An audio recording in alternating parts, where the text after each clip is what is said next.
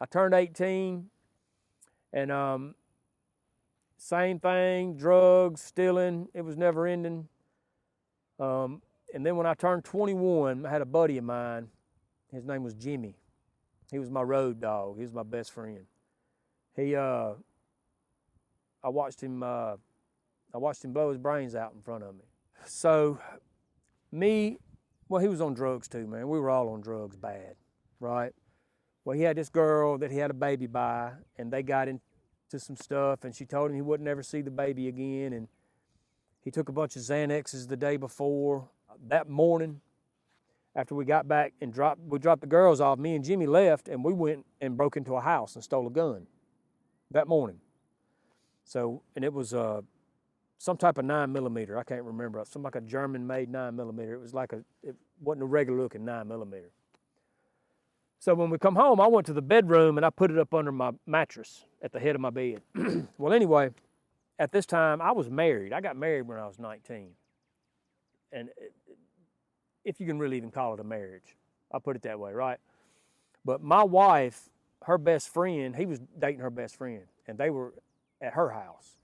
Well, we called, back then we had pagers. So Cheryl paged Shonda, my wife, and said, to call. Left a number. So my wife went next door and called. She said, y'all need to come get Jimmy. He seems depressed. He ate a bunch of Xanaxes last night, and I'm worried about him.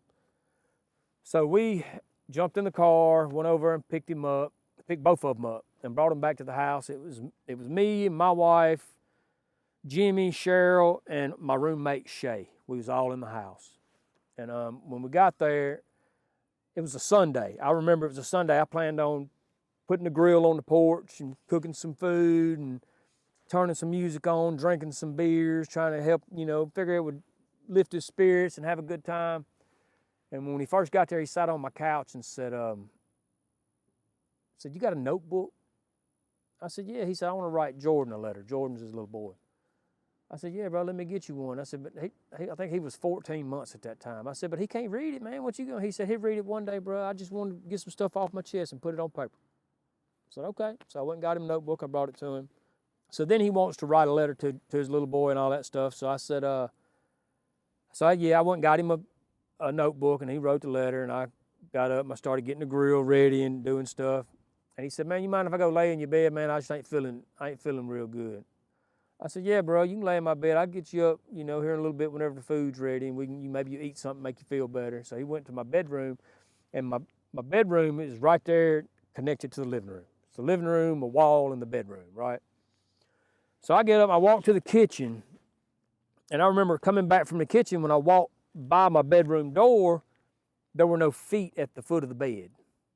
I remember thinking, well, he's supposed to be laying in the bed. What's going on? So I stopped and I went back. When I stood in the door, and he was sitting at the head of my bed with the 9mm to his head like this. I said, oh, Jimmy, what are you doing, bro? He said, no, bro. He said, and he pulled the trigger. And first, all I could do, so when he pulled the trigger, everybody in the house came running. So I was at the bedroom door. He was on the other side of the bedroom in the bed. Well, when all the girls come running, trying to rush into the bedroom, I put my hands up on the door frame and put my feet. I said, y'all stop, because they didn't need to see that. You know what I mean? And I remember Jimmy laid back on the bed. His legs was kind of curled up to his chest a little bit, and he was trying to catch a breath. He was going like that. And we didn't have a phone on, so I told him, run back, go call the police, go back to the neighbors that we used to phone at earlier, go call the police. So they all hit the door running, and I ran and jumped in the bed with him and grabbed him and cradled him in my lap. And his eyes was already glazed over, and he was still trying to catch that breath. And I was talking to him and trying to tell him to hold on. And back then, JPD would be there like that. I mean, I lived on Old McDowell Road Extension, right down from the hospital, and they were there within 5 minutes. I mean, they were there in no time. And they come in there, the ambulance and the police come running in. They pulled me out of the bed. They took me to the living room. They did gunshot residue tests on me and everybody else in the house. They did one on Jimmy while they were working on him. and it showed that he's the only one that had fired a weapon. And they put him in the ambulance, and they were asking us all questions, and then just a couple minutes later, another police walked in, said, well, y'all's friend is dead. He passed away in the ambulance. And that day forward was really downhill. When that happened, it's like I had a death wish. You know, I didn't care about anything anymore. Because I was already bad before that. You know, I mean, I was a self-proclaimed junkie.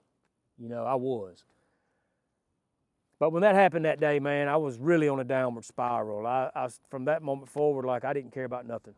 I'd kick doors in the middle of the daytime with a gun in my hand, didn't care if anybody was home. You know what I mean? I'd rob people in broad daylight. It just didn't matter. I had zero regard for human life around me.